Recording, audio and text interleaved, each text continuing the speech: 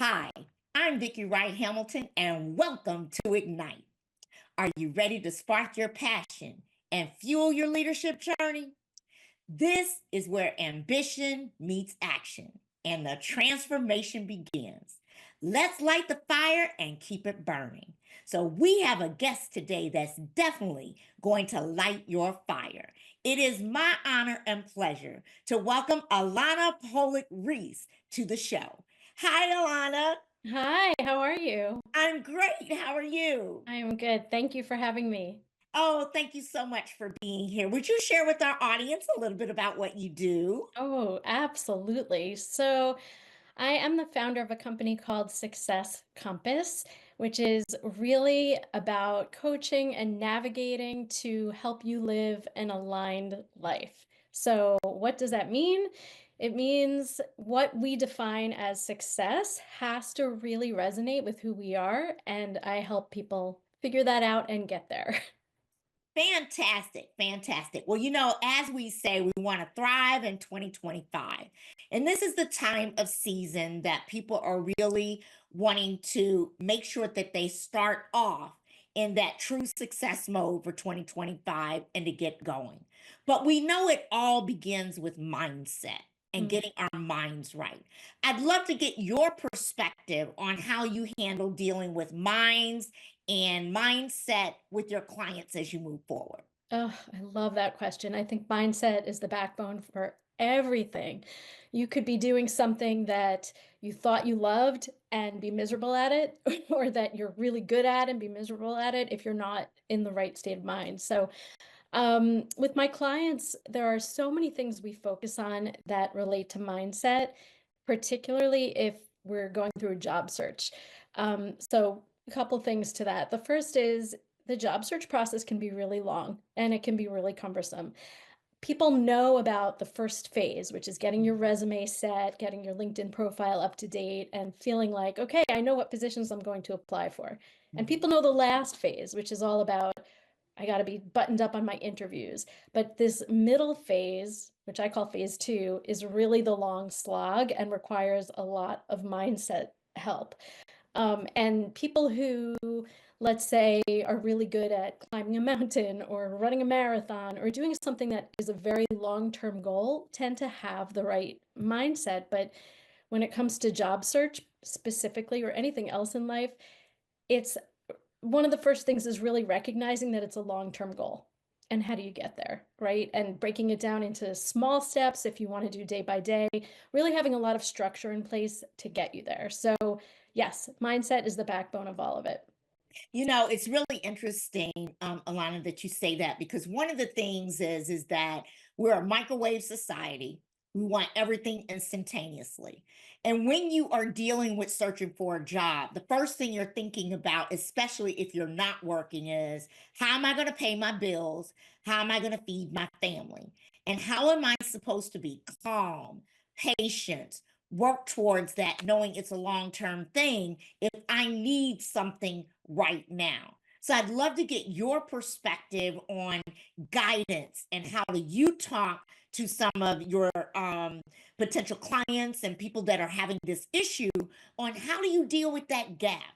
How do you make sure that you're not going emotionally and mentally crazy while you're trying to wait on that long term effect?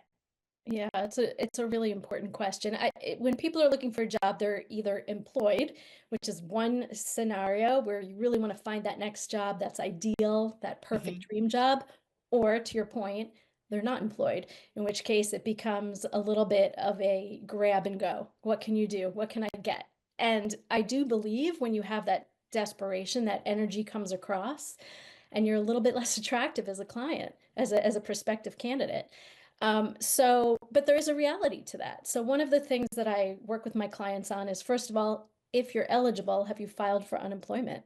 Because a lot of people will think that they're not eligible or they're ashamed of filing for unemployment benefits. And the reality is the benefits are designed for us.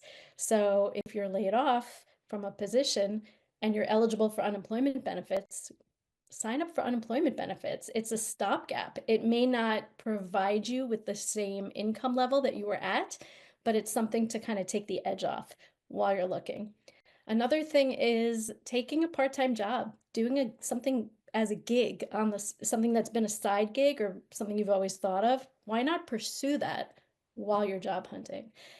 Again, it may not be ultimately what's going to bring you a ton of money, or it may not be your dream end goal, but it is a stopgap and something that can not only bring you some cash flow while you need it, but it can keep your skills sharp and keep you focused. It's really hard when you're looking for a job to spend 24 hours a day looking for a job. It's exhausting. I like to say it's very unlikely that you're going to sprint a marathon. There are some that can do it. You know, if you're a marathon runner and you win the race, that's great. It's really unlikely for the average person. Instead, you probably will have like spurts and starts. So sometimes where you're pushing hard and other times where you're feeling defeated or you're tired, and that's normal, right? Those are cycles. But if you have something to do on the side that keeps you focused and keeps you engaged outside of your moments of job search, it will be so beneficial for you, for your mindset, especially. And one of the things that can happen, and it has happened for many of my clients, while they're doing that side gig or that part-time thing or that less than optimal job, but it's something to pay the bills, they actually find that they will meet people and network with people who ultimately lead them to the job that they want. It's really interesting because one of the things that when I think about, let's do something while we're waiting for that job, if you take a hobby and you do it well, it can become a business before you know it.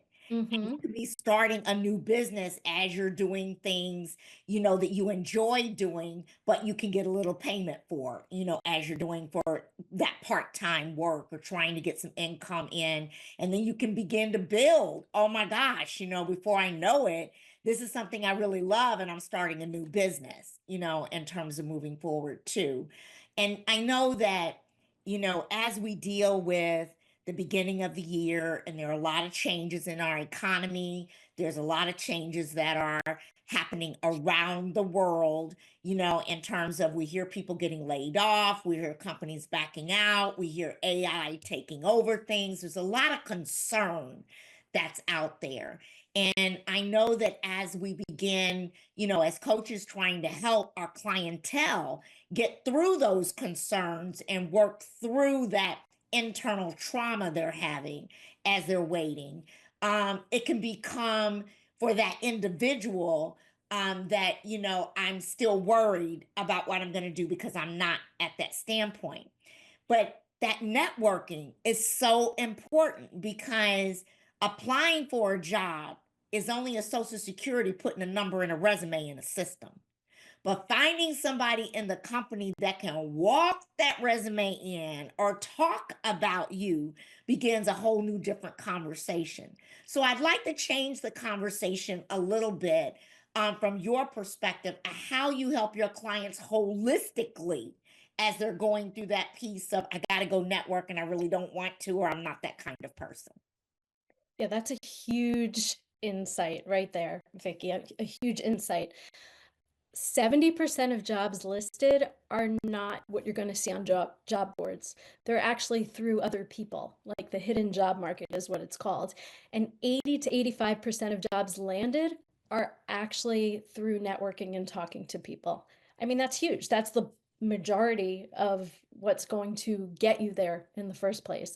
So there are a couple of points to what you just said. There's actually a lot in there to unpack. The first is yes, networking is tremendously useful. And to your point, with AI and everything that's coming out now, when somebody is submitting a job application as a candidate online, they see a posting, I'm going to apply for this job. You have so much competition, so much competition. And with AI out there, one of the things that happens is people say, oh, I'm going to just use AI to write my resume and cover letter and submit it. And so instead of the hiring manager having a couple of dozen applicants to look through, they have hundreds. I dare say thousands, I don't know, but at least hundreds. And if you have this pile of resumes and you are the perfect person and you're somewhere in the middle or at the bottom of this pile, they're not even going to get to you. So, yes, that is super helpful to know that the backdoor way is by networking. You know, I want to finish this conversation. We're going to take a station break and we'll be right back.